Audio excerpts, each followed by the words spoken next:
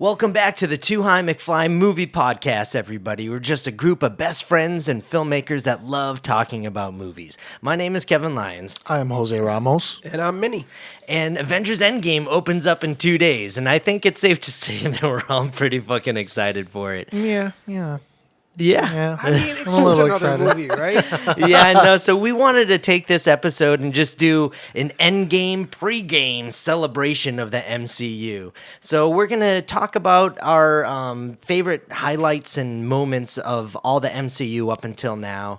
And then we're going to go into Avengers Endgame, what our predictions are for the movie. And then we're also going to talk about what theaters you might want to go see the movie in, because we never really talk about theater ratings, and we're really excited for this one. You guys ready to go? Let's do it. Let's suit up.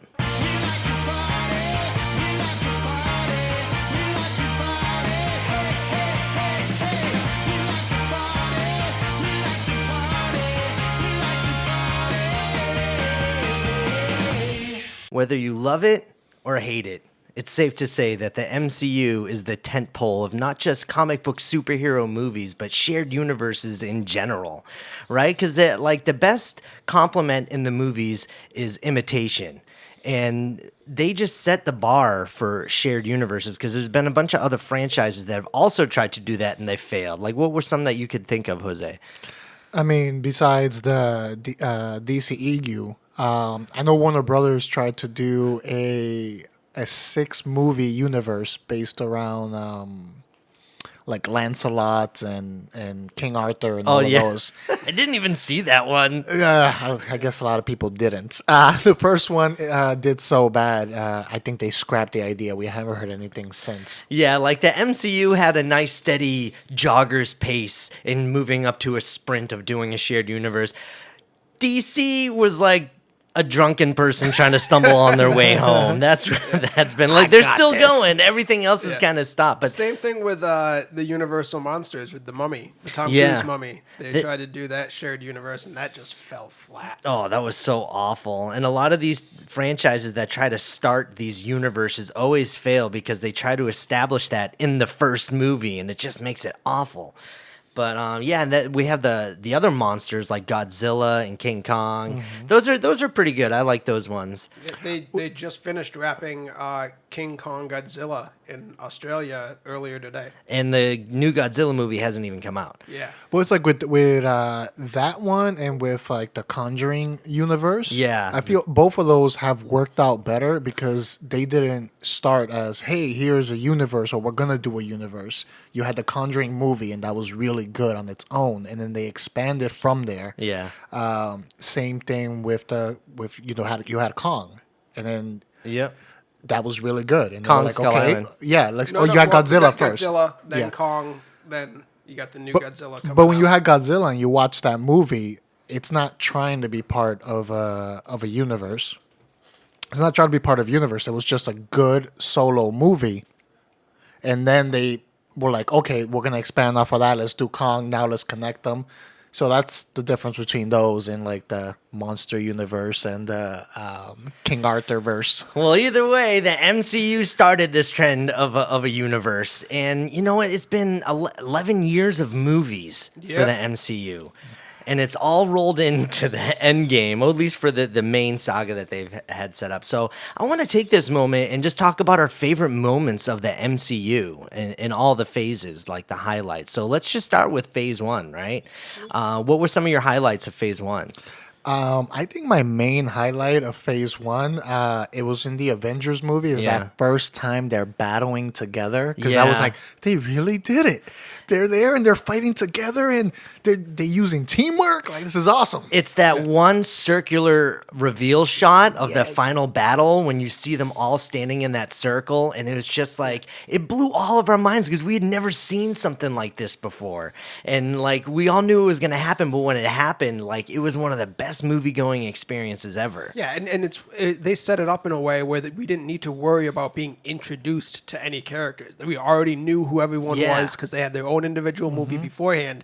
So they just went right into it. It was like an hour and a half, 2 hours of just nothing but adrenaline feel. And it felt like that movie was able to cover all these main characters, because that was one of my concerns. I'm like, how are they going to cram all these main characters and then give each one its own little thing? And they did it. Yeah. They did it like it was nothing. Yeah, there was like instant chemistry between the cast. It was believable. Like, okay, these guys, these heroes like each other. Like, I mean, to a certain extent. Yeah. But because Iron Man and Captain always had that tension. Yeah, they but did. they made it very believable. Yeah. That was really good. And that was the end of the phase 1, right? The Avengers. Yeah. Yeah. What about you, Minnie? What was one of your going highlights? into Avengers again? I had two. One was a callback to the Marvel video games on like Xbox. What was it? The Ultimate Alliance. Oh, okay. When I all of a remember sudden Cap's fighting on the ground and you see Iron Man come in, Cap holds up his shield, and then Iron Man just beams him and it just shoots around to everyone. Oh, that was so cool. Yeah, that was a callback to Ultimate Alliance. The combos. Yeah, that was sick. And then the other one was just the chemistry that they were able to build between Hulk and Thor.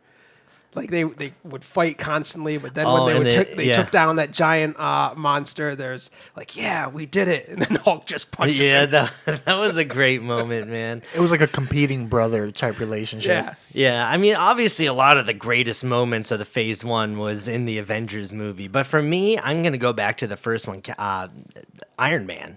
I really love, that's like one of my favorite movies in the entire MCU. It was just so cool seeing Tony Stark when he was captured and he's building the suit for the first time in the cave.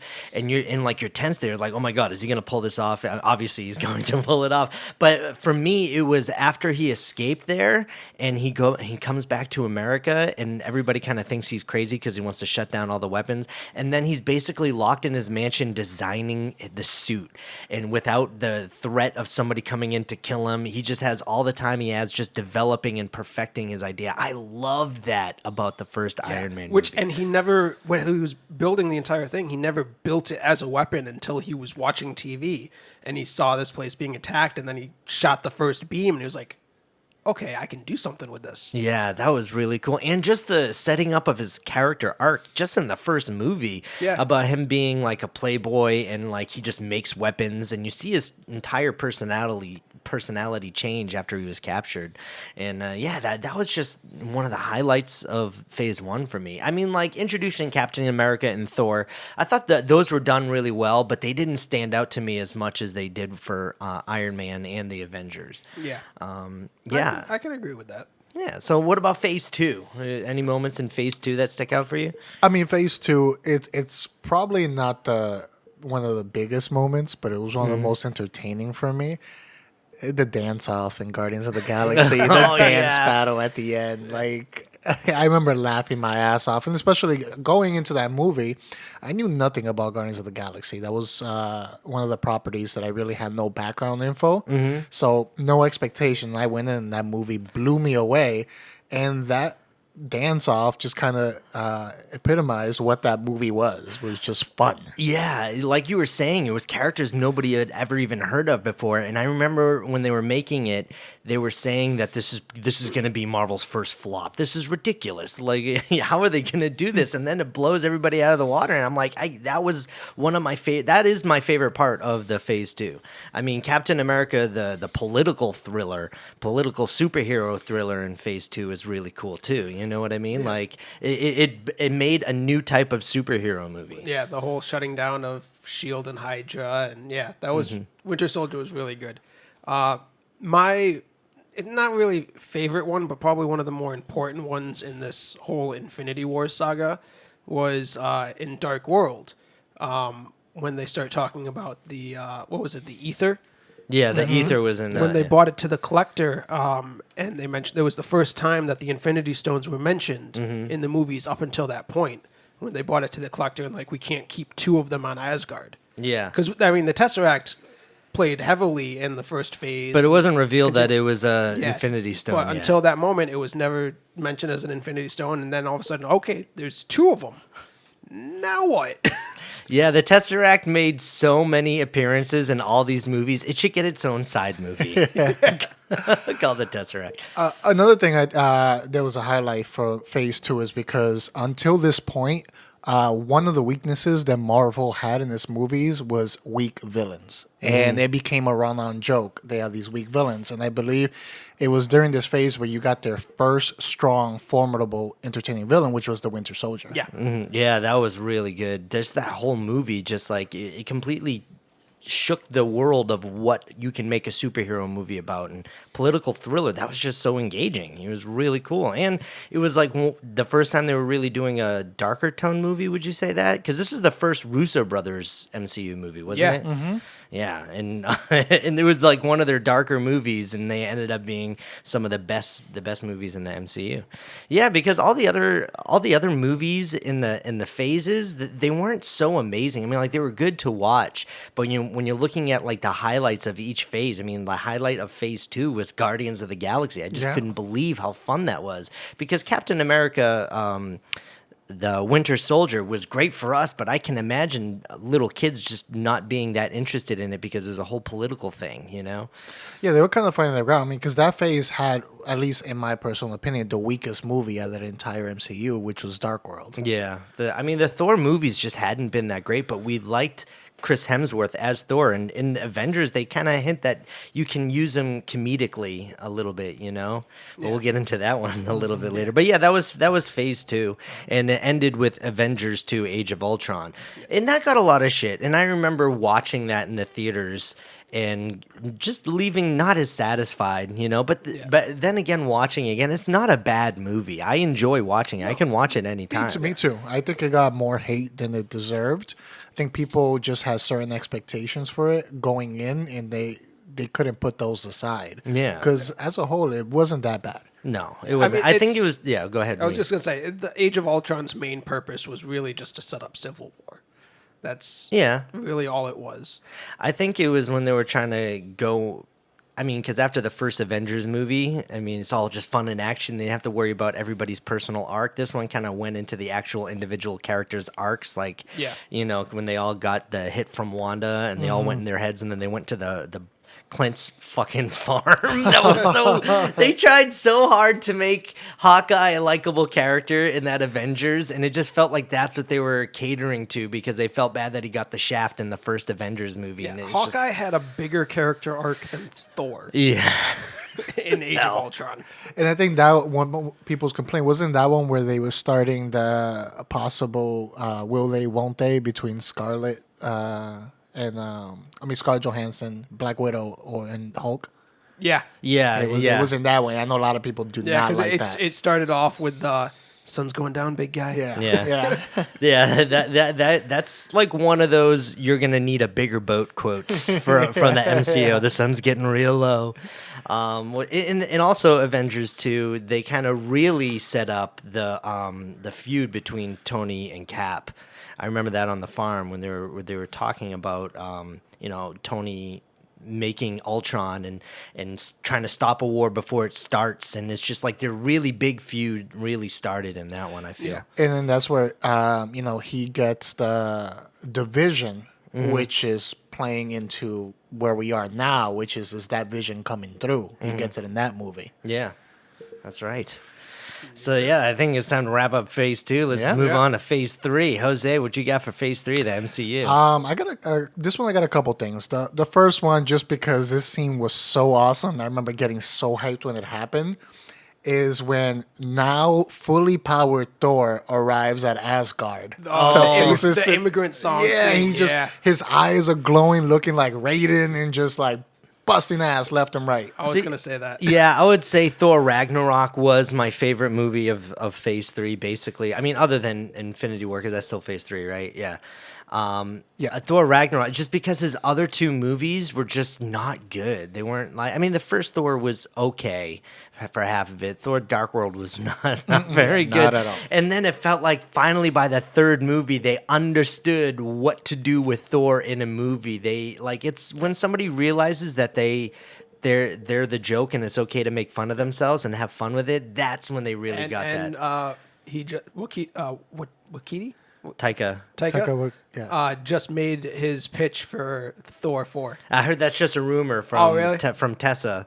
But why would she say that? Yeah. But she said I heard. And she didn't even say that's what happened. It's funny because if you see Hemsworth interviews, he was talking about how he was blown away by Guardians of the Galaxy. Yeah, okay. And then you see a little bit of that similar style in there. You know, he probably went like, I want that for my movie. Yeah, because I'm like, that's like his personality anyway. Everybody who's ever worked with him and said Thor Ragnarok is full Taika. That is exactly his personality, and that's what I love so much about it. It was just such a fun movie. It was fun to watch Thor and Hulk battle and just share their chemistry together, and then introducing some new characters like Hela and Valkyrie, who were just awesome additions to the MCU. And Korg. Don't forget Korg. Korg. Oh, man, dude, Korg. He was every part of that movie. His entire revolution got defeated because he didn't print enough pamphlets. The rock, paper, scissors. There was so many rock, paper, scissors. It was so funny. I just really want to know why he was going for rock, paper, scissors like as a theme in Ragnarok, but it's Why just the hell not? Why not? It was just so great.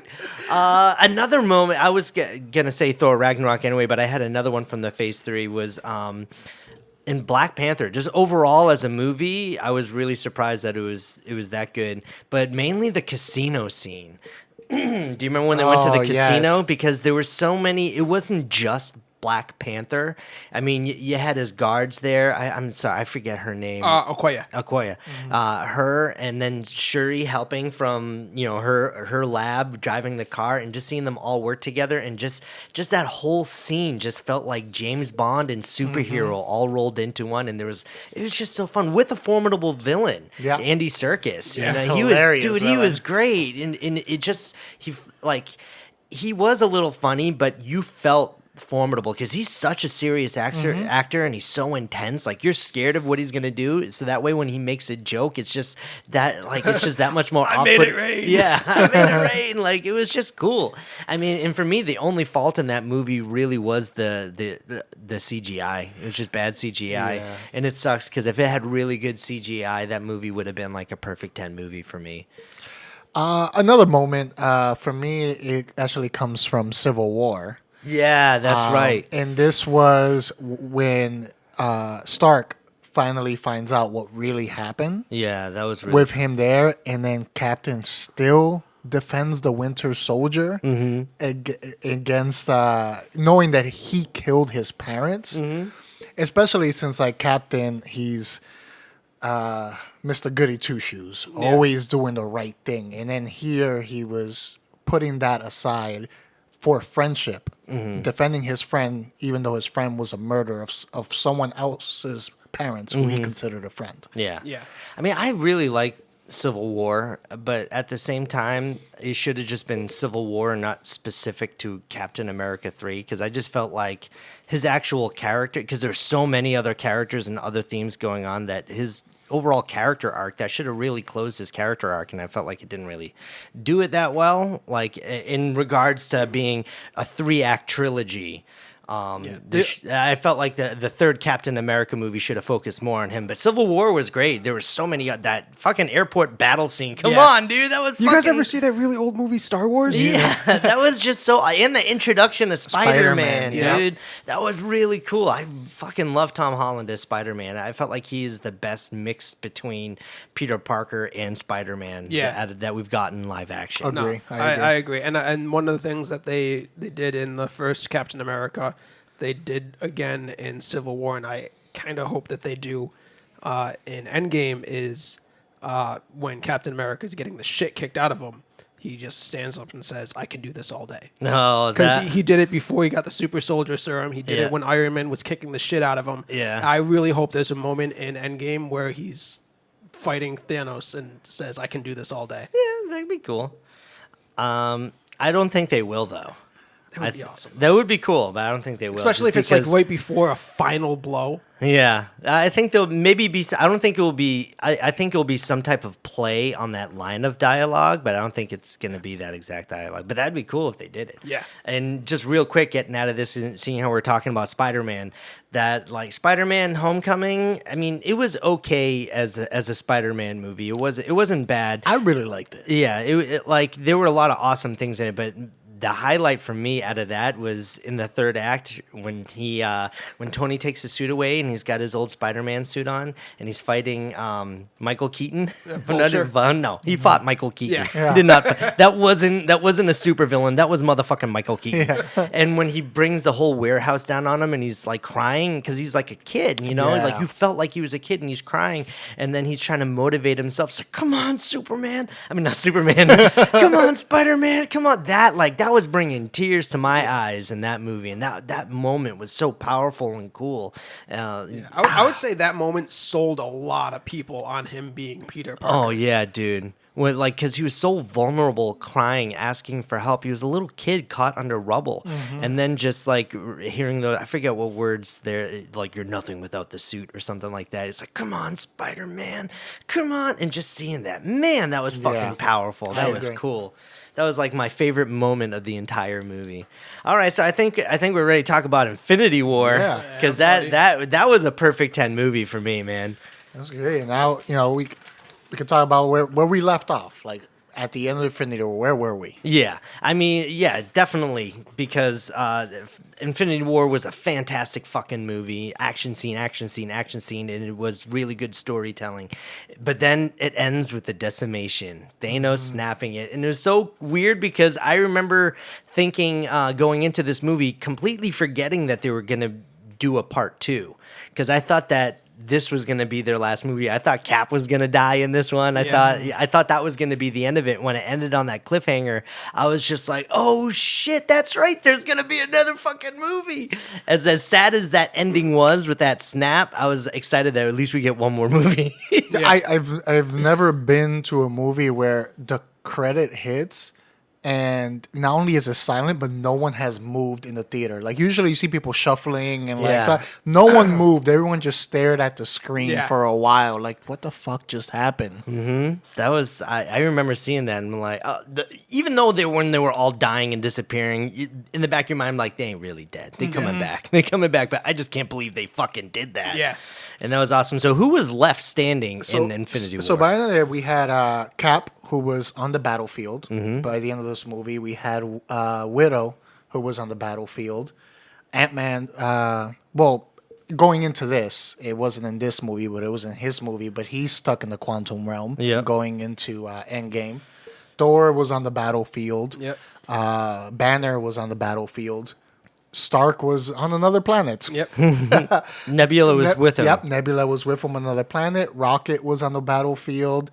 Thanos was in his retreat, his vacation. Hawkeye was unknown at this point. Hawkeye was in Japan. Well, I heard he was on his farm, right? That's because Most likely is what's going to end up being. He was on his farm. under house arrest. Michonne was on the battlefield. Oh, not Okoye. Okoye. Michonne. Michonne. The ones that I've got here that were unknown is we don't know the fate of Shuri. This is at the end of that movie. Yeah. Yeah, at the end of the movie, We don't. but posters revealed that she was a victim. Yeah. So we didn't know Shuri. We didn't know the Doctor Strange's friend, the one who disappeared. Oh, the yeah, Teddy. that's right. We don't know about Wong. He didn't want to do anything. Ooh, M'Baku is left on the field as well. He's the main character. This one probably won't appear, but there is the slight possibility since they're dealing with the quantum realm. But Ghost, her fate was unknown. That's right. Yep.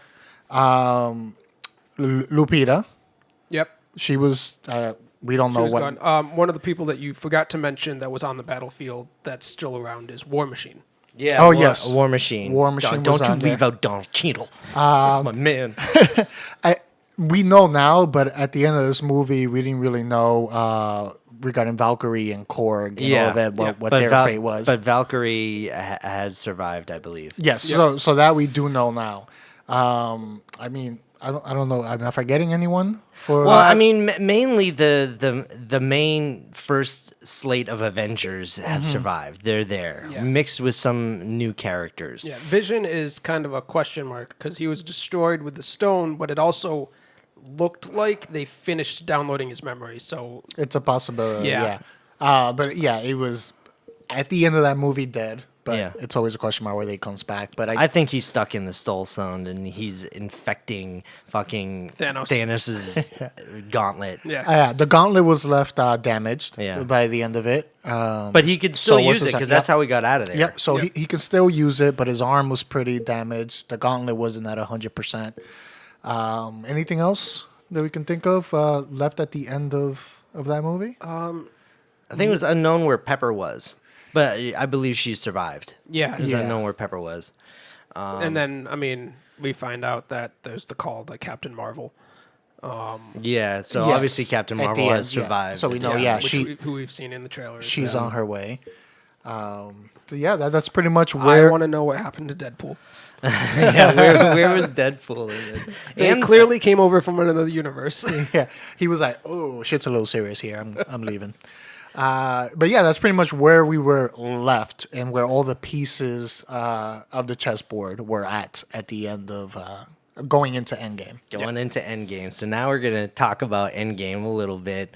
Man, what about getting ready for the end of a cliffhanger, getting ready for the end of an MCU. And I am a little bit nervous.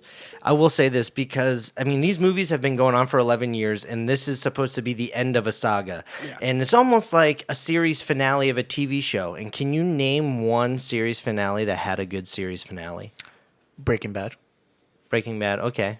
That's like one. But it is very rare. It's very rare. It is very because rare. they try to wrap everything up, all the loose ends. Not Dexter. Not Dexter, yeah. I would say Seinfeld had a pretty good series finale. Yeah, but have you noticed a trend? Is it like we're having trouble thinking Yeah. of Yeah. them? Oh, Yeah. for How I Met Your Mother, I liked, but a lot of people didn't. yeah, for every one you get that it was like this was done right, you get about 20 that weren't. Yeah, that's right. And that's why I am a little bit nervous. I think Endgame is going to be a good, awesome, fun movie, but I also think it might leave some fans unsatisfied. I mean, you might be right, but the thing that gives me at least a little confidence, and who knows, I might pay for this confidence in this, is that I felt that way going into Infinity War, where I was like, how are they going to live up to 10 years? 10 years. 10 years, and how are they going to live up to it going with Infinity War? Like, there's no way they can make it good enough to make up for the investment we put in. Yeah. And we know how good Infinity War was. That surprised me. I couldn't believe how good that was. Yeah, so going into this, I'm like, oh, they did pull it off with Infinity War, and I really doubted that they could. Yeah. So I'm like, they'll do it. They'll do it. They'll do it. Well, let's get into some of our predictions for Endgame. How about that, fellas? Okay. All right. So how about this? I guess the big question, especially after the trailers have come out for Endgame, Tony Stark is in space and he's drifting along with Nebula, and it seems like they're in a dire situation where they don't have any food left, water left, and enough power to get to where they're going. How does Tony Stark get back, Jose? Now, I know this has been discussed so much by so many people, every single theory. I think it's going to end up being very basic. I think he's going to finally find a way to get his communication to Earth, and Pepper is going to help him get back. That's what you think? That's what I think. What about you, Minnie?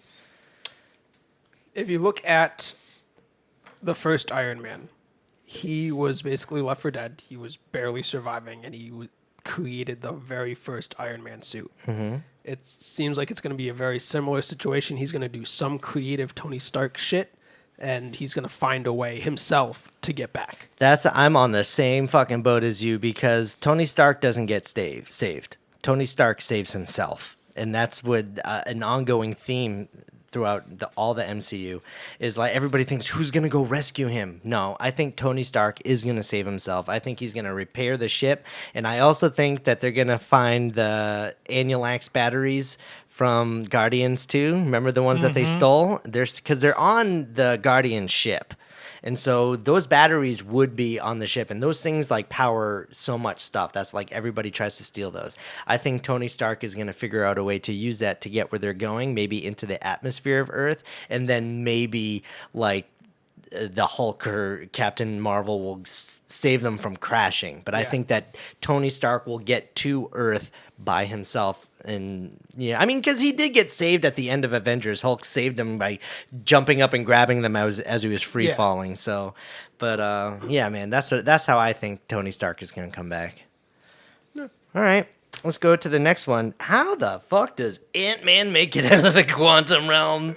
Do you think somebody helps him? I think he's gonna find a way by himself, because in some of the trailers you see him kind of lost down the street, like he doesn't know where anything is, and it feels like he doesn't have any contact with anybody. So I think he finds a way out himself. I actually agree with you. The way I'm thinking about it is, if you remember Ant-Man 1, you know, he got himself out of that situation. Yeah. When, you know, he shrunk way too much. Yeah. And he got himself out of that himself. He got himself out, but then in Ant-Man 2, we found out that it Michelle was, Pfeiffer. Yeah, it was Michelle Pfeiffer who helped him out. So at the end of the first one, we believe that he got himself out, Yeah. but then they kind of went back and said, yeah, she helped me get out, which is why he had that connection to Yes. her throughout Ant-Man 2. But I mean, that was mostly him, though. Yeah. Don't you take credit away from Michelle Pfeiffer, okay? They de-aged her, bro.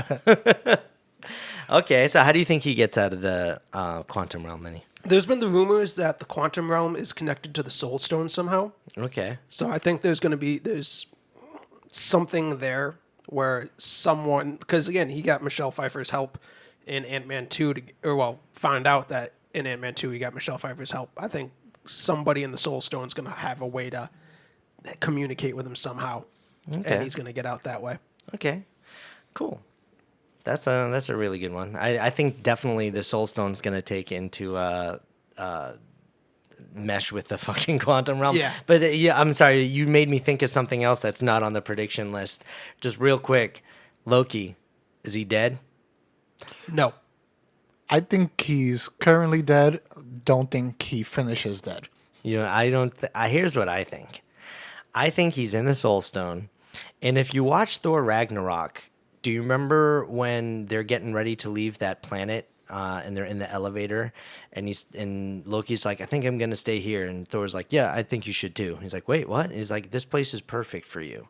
And I think that his place in the Soul Stone, he might have a chance to leave. I think he's going to stay there just to help. I don't know, for some other reason. I think he's going to be alive in the Soul Stone after this movie. But that's just, I just thought of that question when Minnie was talking about the Soul Stone. Yeah. All right. The next big prediction, how do we stop Thanos, Jose? Details? I don't know. I mean, we know the quantum realm is going to come into it. I think it is going to have to do with time traveling. Yeah. I agree with you on that one, dude. I think they're going to have to pretty much rewind time to before the snap and stop him before he actually snaps. Do you think it's going to be before the snap, or do you think they're going to stop him from getting all the stones in the first place? I think, well, I mean, before the snap, probably before he gets the last stone, the Vision Stone. Really? Yeah. I mean, look at Tony Stark. I mean, if he knew that all those stones, I mean, he did the exact same thing for Ultron. Do you remember how in Avengers Age of Ultron, they kept on using the phrase, this is the end game. Tony Stark would always point out, like, that's the end game. That's the end game. And what it was him trying to create this AI, and he failed. And then Ultron comes out, and he tries to make Vision his new body. And eventually the Avengers got it back, and they were supposed to destroy it. But here, Tony is like, here's this ultimate weapon. Let's use it against him. I think Tony's going to try and go get all the Infinity Stones and use it against Thanos. I don't think they're going to go back to the snap. The Infinity Suit. Yeah. I could imagine him building an Infinity style. I mean, because he has the nanotechnology suits, and I think that it could quickly adapt to whatever he needs to design it. So I think he's going to do something like that. That's my guess. If they go based off of any of the other previous incarnations of the storyline, which they probably will a little bit, the two ways that they defeated Thanos in both the comics and the Avengers TV show is, with the TV show first, the Avengers as a whole were able to, like, each one of them was able to essentially attack each one of the stones. Okay. So he used every one of the stones to try to fuck with their heads. Okay. And like there was one of them with the reality stone. Hydra ends up taking over the world. Cap is working for Hydra. Okay. And he's going through, like, he's rounding up all the other Avengers, but then slowly as it goes on, he realizes, no, this isn't actually right, and he fights his way out of it. Out of the reality. Yeah. Okay. So I think that's more than likely gonna be what ends up happening is he's using each one of the stones, which can bring in the time travel, go back to the Battle of New York from the first Avengers and all these other possibilities. Because there's 2 stones in the Avengers. Yeah. There's the Tesseract and then there's the Mind Stone. Yeah. And then I think another way is in the first iteration of it, Nebula ends up getting the gauntlet off of him and ends up wielding it. But she Okay. doesn't know how to do it, how to control it, so she starts kind of like going crazy. So then everyone has to go against her to get it off, and then they just obviously don't let Thanos get it. Okay. The other possibility, and is the fact that if you remember in Doctor Strange with the Time Stone, it was very sensitive. It was very dangerous because if you didn't know how to use it properly, basically you can create a time loop. And he purposely created a time loop at the end of that one, to defeat the villain. But he had to study all this to be able to do that. Thanos didn't. He does this first time he got the Time Stone. So he used it without really knowing it.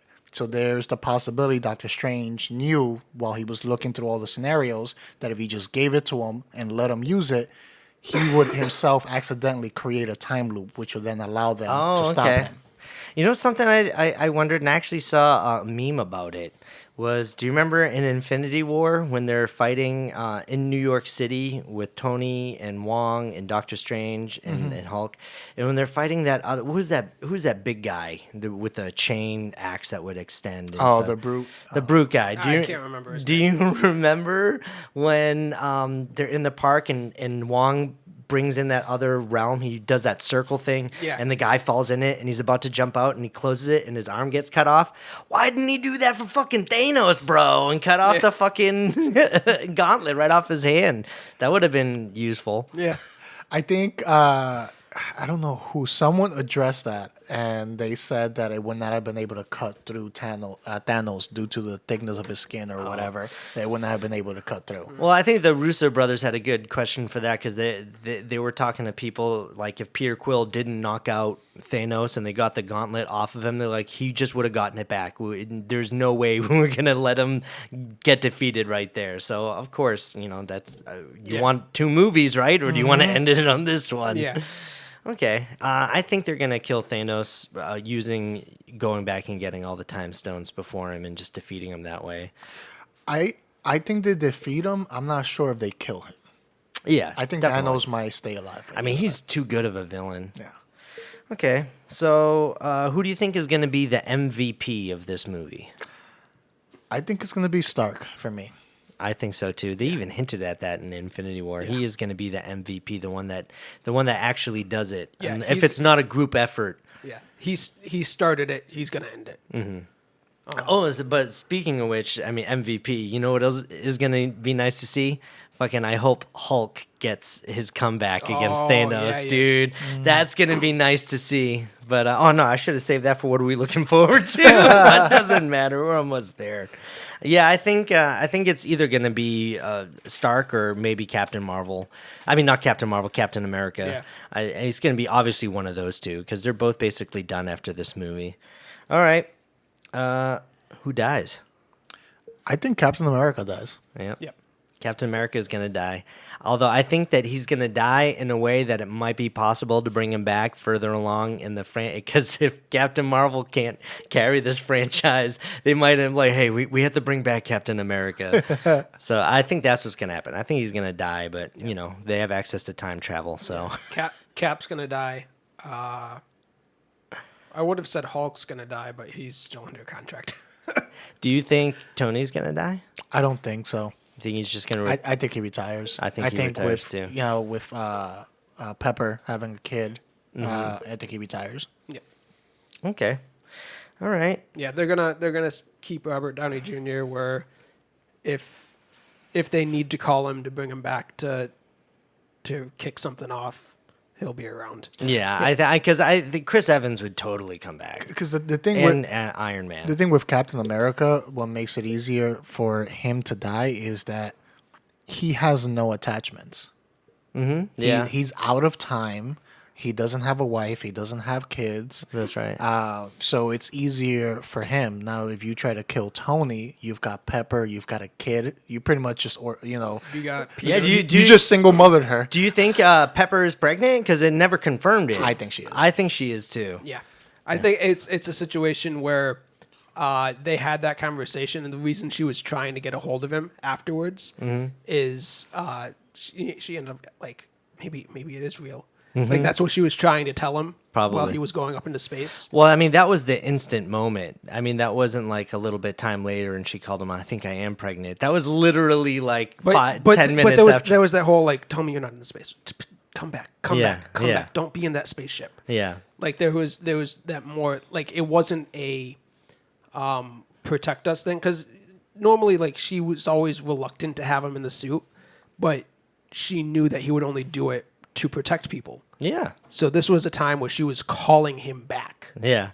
Well, I think that's like the reaction of every girlfriend. Do not go up in the spaceship. I'm never going to see your fucking cosmic ass again. Come on. What do the Avengers look like at the end of this movie? What do you think it's going to be? I think the Avengers will, by the end of it, will comprise of Captain Marvel, Thor, Widow, Hulk, Ant-Man, Vision, and Scarlet. I think Stark retires. Hawkeye stays rogue. No Spider-Man? Huh? No, No, I think Spider-Man stays out of the Avengers.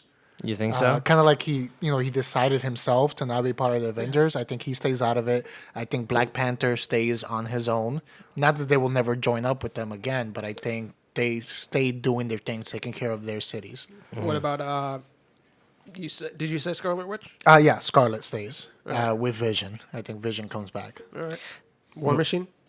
War Machine actually might stay around with Tony retiring. Yeah, I could see War Machine kind of almost like taking the head of like the Avengers, being like the Tony Stark role. I think that's what I think, because I mean Pepper wouldn't do it. Pepper would just be in charge of Stark Industries, but I'm sure that Tony would leave him in charge of the Avengers because he has military training. He's like part of that, and I think he's done with that world and slowly moving into this one. And I'd just like to see more War Machine. I mean, it was great having him in the MCU, but I mean, I'm not well versed in the comics. I don't know how many storylines there are about War Machine, but it'd be nice to give him something a little bit more. You know, I don't want to not see Donald Cheadle anymore. I really like him as War Machine. Well, after watching those interviews, it's going to be interesting if they pull from the comics, because Captain Marvel and War Machine are a thing. Oh God, and yeah, in those interviews, it seems like everybody's not liking Brie Larson. Do you think that then the Avengers are going to survive after this? And I mean that in like just how good the movies are going to be. Do you think they're going to start to die down or what? I think they'll still be good. I don't think they'll. One of the things that Marvel has had with it, and this has been brought up a couple of times over the years, is the reason everyone gets excited for them is because even though they're all comic book movies, they're all different genres. Mm-hmm. So you can get the sci-fi, you can get the action, you can get the comedy. Whereas again, they're all in the same universe, they're still all different in their own style of movie. The current cast that I think is going to be around hasn't really shown that they'll be able to. It seems like they're more comedy than doing like a serious action drama You're type right. deal. Yeah. Because you're going to have Ant-Man left. You're going to have Spider-Man, who Spider-Man does have those heartfelt moments, but he still falls heavily into comedy. Guardians of the Galaxy 3. Black Panther can do the serious action. Captain Marvel, we've already talked about it. We're not fans of it, so who knows what they're going to do with her. Yeah, they're going to have to change a lot about fucking Captain Marvel. Well, and we're also going to see how good she is as Captain Marvel in this, because the movie was not good, and we were thinking it was the director's yeah. fault. We'll have to see how Russo's Captain Marvel is, because one of the problems with Captain Marvel was just the writing was atrocious in it. So we're gonna see the Russos have shown to be able to handle movies better. I did see one officially released clip with her in it, and it's not looking too much in her favor. I think eventually the Avengers or MCU as a whole will be okay, but I think it might take a little bit because right now, let's say if we do lose Iron Man and we lose Captain America going in, no one out of the people left has established himself as an anchor. Yeah, Tony that's Stark right. was an anchor. Captain America was an anchor. Well, within these, so some of these characters might hit that anchor role, but they're not going to start there. I would almost say Thor, but he does so much better off Earth in Yeah. his movies Yeah. than he does, and he can't be an anchor for keeping this grounded in our world. But I think he's gonna have probably the most popular movies, especially if they do Thor 4 with Yeah. Taika. If Taika comes back, I think that would be one of the bigger hits. And Black Panther. I mean, I think that movie's gonna be really good. Black Panther Part 2. I think that will too. But I'm just talking about more like the Avenger Yeah. movies Yeah. themselves. If you look at Who's gonna be all the these leader? Avenger movies, it was the main focus was Captain and Tony. Mm-hmm. That's what's been driving all of this story, pretty much. Yeah. So now someone else needs to take that role, and right now no one has established himself as that. And they that's told what- us who they wanted to be. but- Yeah, but they didn't follow through with Captain Marvel. Oh, but oh well. Well, I guess we'll see when it happens. So, just real quick, what are you guys most looking forward for in Endgame? I know you mentioned the Hulk rematch against Thanos, but there's another round 3 that I want, What's that? which is Thor to get a chance to now go for the head. Yeah, He's got an axe to grind. and yeah, he does because like even in the trailers, he feels like it's my fault. You know what I mean? I bet you the whole movie inside of his head is he's always going to be hearing, should have went for the head, should have went for the head. Yeah. And that's what it looks like he's doing. That's going to be nice to see that. Because Hulk, his pride is hurt. He got his ass whooped. But Thor got a lot of his people wiped out by Yeah, Thanos. that's true, Like, yeah. that's a Yeah. personal Even issue. before the snap. Yes. Yeah. What about you, Minnie? What's something you're looking forward to? I want to see Rocket get the arm. Hell yeah, man! Oh, dude, and it's kind of cool because I guess they have him in his classic Rocket attire from the comic books that yeah. he's never worn yet. They say in the trailers there's some pictures of him as it's almost like that. What's it called? The Rocketeer type of jacket type of thing, you yeah. know. I guess that they're doing that with Rocket, so that's gonna be cool. So That'd be nice. Yeah, because seeing him like riding on War Machine going into a battle or something like that, I want to see what Rocket does. I just loved it when Winter Soldier just picked up when they're all getting chased by the fucking space dogs, and he sees that they're gonna get overrun. He just picked up Rocket and he starts doing the circle turn. That was just oh man, so fucking awesome shit. But speaking of emotional baggage, just look at it through Rocket's perspective. He's now lost and watched Groot die twice. Yeah. And this is like his baby. Yeah. Because it's not even like Baby Groot is not the original.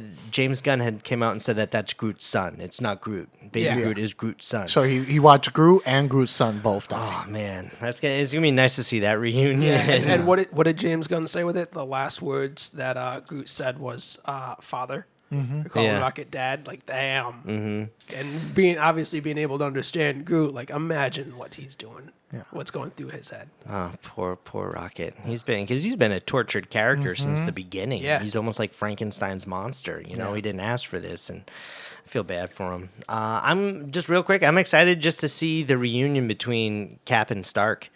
Seeing Iron Man and Captain America just to see what their initial what happens when they see each other. That's they've been teasing that for a long time, so it's excited to see that. I'm still Team Stark.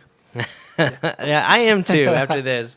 Captain America's too good. All right, it's time to wrap up this fun conversation we've had, this Endgame pregame celebration. But before we go, there's something we kind of want to talk about really quick, and that is what movie theaters should you go to see these movies? Because this is a big blockbuster movie, and tickets aren't cheap, especially if they're getting sold out, and you're going to want the best viewing pleasure for yourself that your money can buy. And what are some of your favorite movie theaters that you would recommend? I mean, personally, I'm a fan of the AMC Dolby. Yes. This one, it provides the comfortable leather reclining seats. Are part of the Dolby. It also it doesn't use lamp for its projection. It's a laser projector. Okay.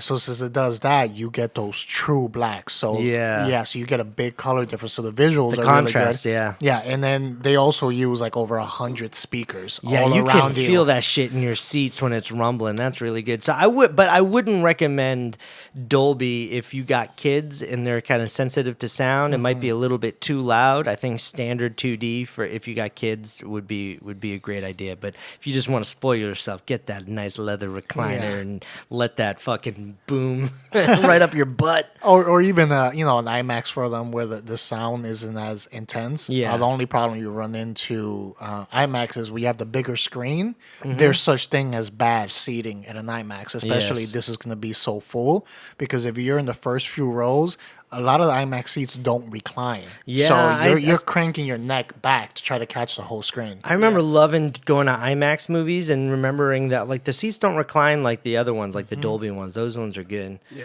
What about you, Minnie? I like the ArcLight. We got a couple around here, and I mean, especially if you're in the L.A. Los Hollywood Angeles area, trying to get tickets to the Dome. Oh yeah, the Dome is dope, great. man. That's really cool. It's a building. It's a separate building that is its own single theater. Yeah. ArcLight is pretty good. I mean, I just like the location of the one down the street from us. Yeah. But other than that, I'm not a fan of their seats. Their seats are really rigid. They don't rock. It's just like it hurts my back after a while. And their food choices aren't that great. You can't get motherfucking nachos at ArcLight. It's ridiculous. That is true. AMC's got good food between the curly fries and the pizza. Oh, and they got nachos. AMC does have the benefit of the AMC Plus. Yeah, that's the only chain that actually has its own reward system, basically, like that. That is true. A low-key theater doesn't get a lot of credit, but actually has really good experience, good comfortable seating. They bring food to your seat if you want it, and all of that is Cinépolis. And there isn't that many around, but that actually has really good seating. There's a bunch of different types of franchises of movie theaters like that, where it's just like Lux seating. Yes. My only drawback for the Lux seating stuff is that usually that's a different layer of the theater, and the general audience is in front, and the Lux is more towards the back. I'm not a back of the movie theater type of guy. I like being either in the middle or the front. I don't even mind the front, but the Lux levels are really cool. The only ones I've been to are the ones in Massachusetts, but they're great. I mean, they come and they bring food to you, and you can press a button. They come and bring drinks. Those are great if you're looking for that type of experience. I mean, it's a 3-hour movie. You might need that type of experience. Yeah, that's right. Some of my least favorite theaters, I would actually say, is Pacific. The Pacific theaters out here, I feel like, first of all, the screens aren't as bright, and I think every single time I've been to a Pacific movie theater, there's been a problem of either having to move us to a different theater or the projector not working. I've had the worst luck at Pacifics, but that's also here in Los Angeles. Across the United States, I mean, I'm sure you may not even have an AMC in your town, and Pacific Theater might be really good. This is just, our thoughts on my it. hometown, the only thing that's around, well, there's a local theater that's, I believe, is the only one. And then the chain is Regal Cinema. Regal. Regal has the 4D theater experience. I've tried that. I saw it in 4D, and that was kind of cool. It was 50% awesome and 50% why the fuck are you doing this?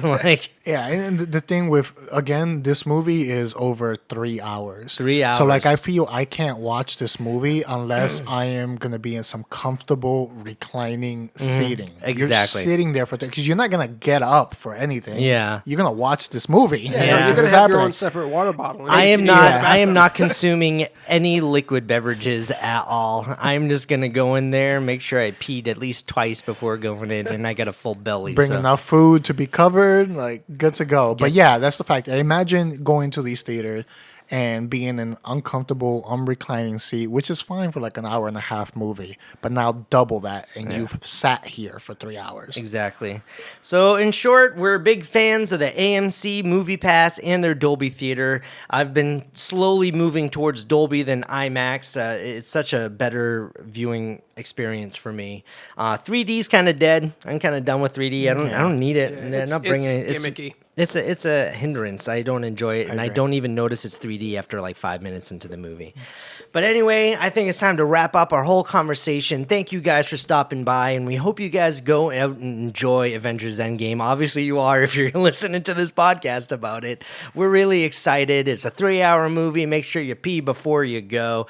If you guys are listening to us on SoundCloud or Spotify, why don't you travel over to our YouTube channel? You can see a lot of our reaction videos. We do a lot of those for Game of Thrones. We do our short films and movie reviews. We have a lot of fun doing those that content. You can reach us on Twitter at Too High McFly Productions, and also on Instagram at the same name, Too High McFly Productions. Jose, you're going to say something. Yes, and make sure you tune into our podcast this weekend, where we will offer our thoughts after watching Endgame. Yeah, we're also going to have an Endgame, post-Endgame party. Yeah. We'll do that. But until then, I'm Kevin Lyons. I'm Jose Ramos. And I'm Mike Candelet. And we'll see you guys. Thank you, MCU.